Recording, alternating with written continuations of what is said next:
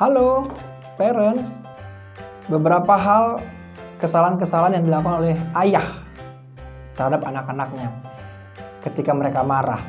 Yang pertama adalah naik pitam.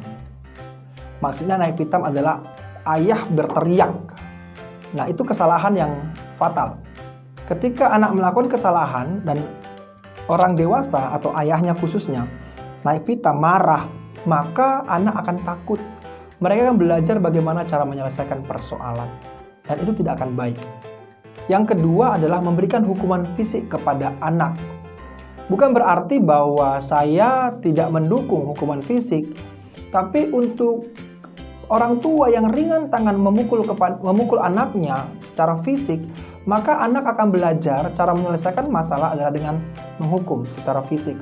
Dan itu akan dia lakukan kepada temannya. Ketika temannya melakukan kesalahan, maka temannya akan dipukul nantinya. Dia akan berpikir bahwa begitulah cara menyelesaikan masalah. Yang berikutnya adalah tidak konsisten. Nah, orang tua yang tidak konsisten atau ayah yang tidak konsisten itu akan membuat anak bingung. Sebenarnya peraturan yang benar yang seperti apa? Yang berikutnya adalah tidak sepakat dengan ibu.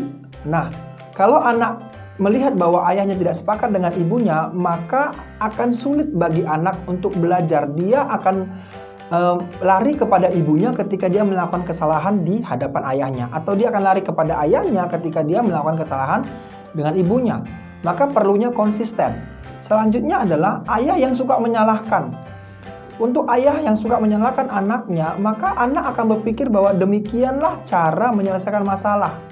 Kalau untuk para orang tua yang suka menyalahkan anaknya, suka memberikan perbandingan dengan anak lain, maka anak tidak akan menemukan jati dirinya dengan baik.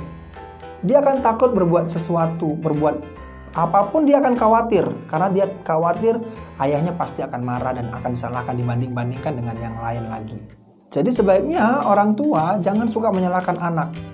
Atau kalaupun ada kesalahan, dan kalau itu adalah kesalahan para ayah, maka jangan malu untuk minta maaf kepada anak. Dan jangan juga membanding-bandingkan, karena setiap anak itu spesial. Kelebihan anak kita belum tentu dimiliki oleh anak orang lain. Karena itu, mari hargai mereka secara pribadi, utuh, sebagai anak. Orang tua yang hebat adalah orang tua yang mau belajar. Orang tua yang mau belajar akan menghasilkan anak-anak yang luar biasa.